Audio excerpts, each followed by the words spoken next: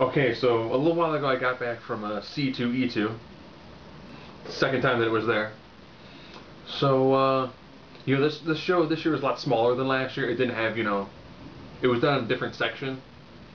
So it didn't have anywhere near as many people as it did last year. Which is fine, it still had a couple big names that I really needed to get. As you can tell, I'm a Lantern fan, so my big person to get was Ivan Rice. Of course, he didn't do signing at his booth, so I had to catch him at the DC booth on Friday. So I got most of my lithographs. If you look behind me, you probably know certain things appear to be missing because I still haven't put them back in their frames yet. Like I said, it was definitely a very good show. I prefer C2E2 to the Wizard one, primarily because it is a lot smaller show and it focuses more on the actual comics itself and comic artists and less on celebrity guests. So as you can tell, if you happen to watch the Newsarama live feed, I did get interviewed by them, which was kind of cool. They get my photo taken with Nerdy Bird. She's the girl from Has Boobs, Reads Comics. Very good blog. Very good job on that. So there are a couple of normally when I get there, if I explain my room to you without all the artwork already up, I've got 1, 2, 3, 4, 5, 6, 7, 8, 9, 10, 11, 12, 13. I've got like almost 30 pieces of artwork in here. I always make sure I don't get any new ones. Ironically, I always seem to find a couple that are just really great to find. I saw this one.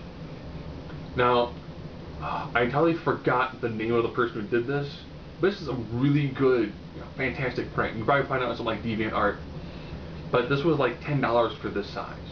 And this is a nice, good size too. I was also able to, like I said, Ivan Rice was there. I was actually able to pick up one of these guys. Like, this is the scene during Blackest Night where Flash asked Hal Jordan, kind of like, okay, who's died since I've been gone for 20 years? And he uses his ring to show everybody who's died since Flash has been gone. As you can tell, it's number 48 of 50. So if you didn't get it on Friday, you probably didn't get it on Saturday morning. And another thing, a buddy of mine, he's got friends who work on comics. And if you've seen the Thanos in the background every now and then, I'll just grab it real quick.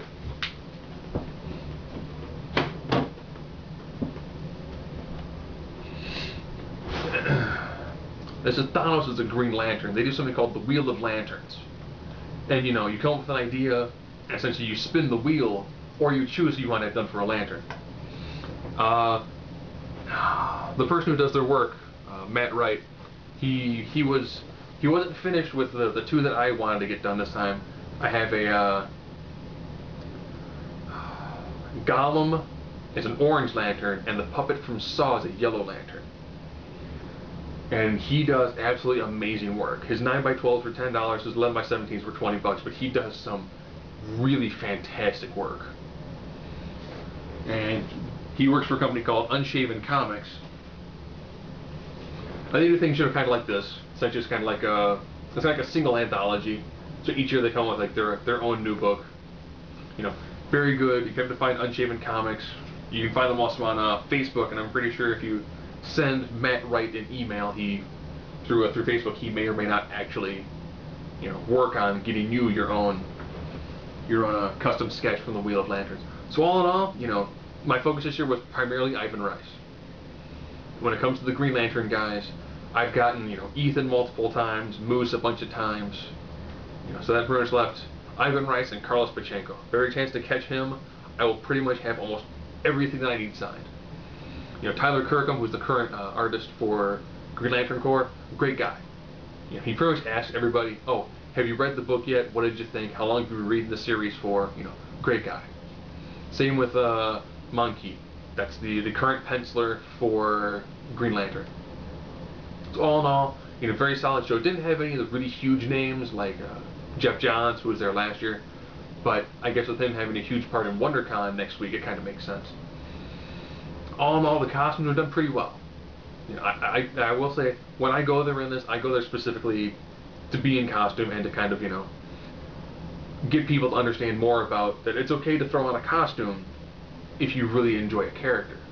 Know something about the character, someone asks you a question, as well as, I don't mind getting my photo taken. pretty much if you ask, I'll take a photo with you. No big deal. I tried to get together with a group of people to do a large-scale photo shoot, but I guess the person they had set it up put it in near the location where they were doing the Thor conference.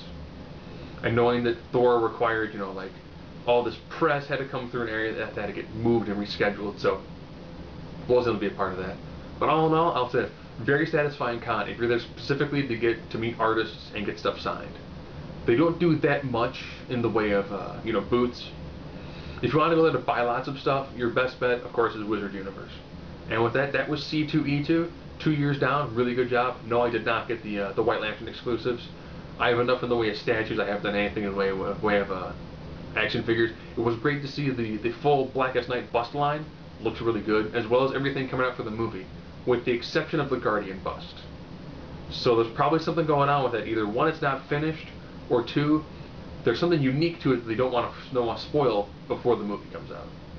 So that was C2E2. Another awesome year. I'm looking forward to another hopefully successful year next year. And that's it.